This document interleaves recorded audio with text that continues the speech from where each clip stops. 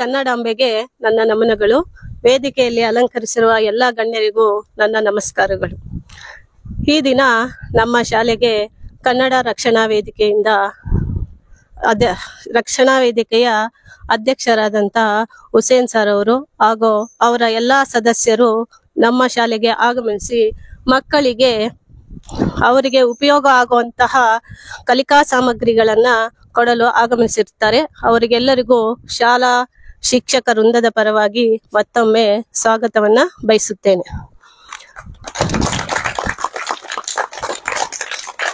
ಇದುವರೆಗೂ ರಕ್ಷಣಾ ವೇದಿಕೆ ಕುರಿತು ಅವರು ನೀಡತಕ್ಕಂತ ಕೆಲವು ಉಪಯೋಗಗಳನ್ನ ಕುರಿತು ಹೇಳಿದ್ದಾರೆ.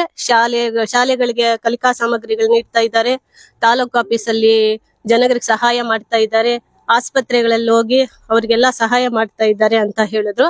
ಅದೇ ರೀತಿ ಹುಸೇನ್ ಸರ್ ಅವರು ಮಾಡ್ತಾ ಇದ್ದಾರೆ ಅನ್ನೋ ವಿಷಯ ನಮ್ಮವರೆಗೂ ಸಹ ತಲುಪಿರುತ್ತೆ.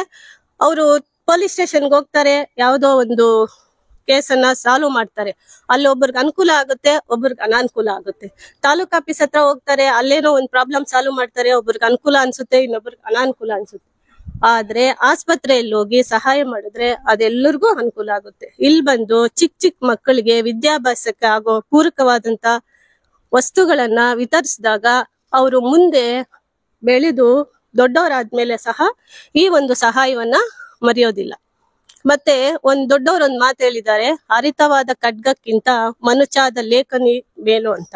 ಮಕ್ಕಳಿಗೆ ಈ ದಿನ ಒಂದು ಪುಸ್ತಕ ಲೇಖನಿ ಕೊಟ್ರೆ ಅವ್ರ ಮುಂದೆ ಅದರಿಂದ ಸಹಾಯ ಪಡೆದು ದೊಡ್ಡವರಾಗಿ ಉನ್ನತ ಹುದ್ದೆಗಳನ್ನ ಅಲಂಕರಿಸಬಹುದು ಅನ್ನೋದು ನನ್ನ ಅನಿಸಿಕೆ.